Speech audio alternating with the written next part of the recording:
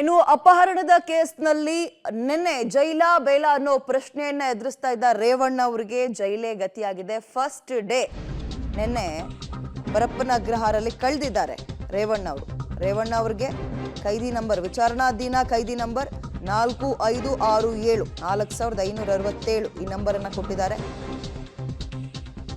So ರಾತ್ರಿ ಊಟಕ್ಕೆ ಮುದ್ದೆ ಅನ್ನ ಸಾಂಬಾರನ್ನ ಕೊಟ್ಟಿದ್ರು, ಊಟ ಮಾಡಿದ್ದಾರೆ. VIP ಸೆಲ್ನಲ್ಲಿ ಓರ್ವ ಸಿಬ್ಬಂದಿಯನ್ನ ಭದ್ರತೆಗೆ ಅಂತ ಕೂಡ ಕೊಟ್ಟಿದ್ರು ರೇವಣ್ಣ ಅವರಿಗೆ.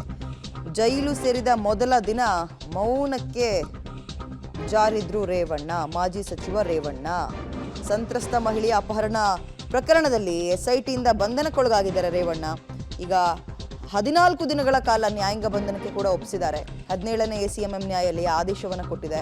ಮೇ 4ನೇ ತಾರೀಕಿಗೆ ಅರೆಸ್ಟ್ ಮಾಡಿದ್ರು, ಅವ್ರನ್ನ ಬಂಧಿತರಾಗಿದ್ರು ರೇವಣ್ಣ. 4 ದಿನಗಳ ಕಾಲ SIT ವಶಕ್ಕೆ ಕೂಡ ಕೊಡಲಾಗಿತ್ತು. ಈ ಹಿನ್ನೆಲೆ ನಿನ್ನೆ 7 ದಿನಗಳ ಕಾಲ ನ್ಯಾಯಾಂಗ ಬಂಧನಕ್ಕೆ ಒಳಪಡಿಸಿದ್ದಾರೆ ಅವ್ರನ್ನ. SIT ಅಧಿಕಾರಿಗಳು ಪರಪ್ಪನ ಅಗ್ರಹಾರಕ್ಕೆ ಕರೆದುಕೊಂಡು ಬಂದರು. ಕೈದಿ ನಂಬರ್ 4567 ನಂಬರ್ನ ಕೊಡ್ಲಾಯಿತು ಅವರಿಗೆ, ವಿಚಾರಣಾಧೀನ ಕೈದಿ ನಂಬರ್.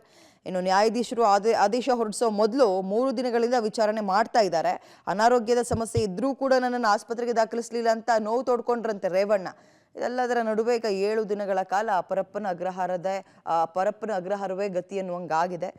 ಬೆಳಗಿನ ಜಾವ ಬೇಗೆದ್ದು ವಾಕ್ ಕೂಡ ಹೋಗಿದ್ರಂತೆ ಇವತ್ತು. ಓಕೆ, ತಡರಾತ್ರಿವರೆಗೂ ಕೂತಿದ್ರು. ಆ ನಂತರ ಸ್ವಲ್ಪ ಹೊತ್ತು ನಿದ್ರೆ ಮಾಡಿದರೆ ಬೆಳಗ್ಗೆ ಬೇಗ ಎದ್ದಿದ್ದಾರೆ, ವಾಕಿಗೆ ಹೋಗಿದ್ರು ಅನ್ನುವಂತಹ ಮಾಹಿತಿ.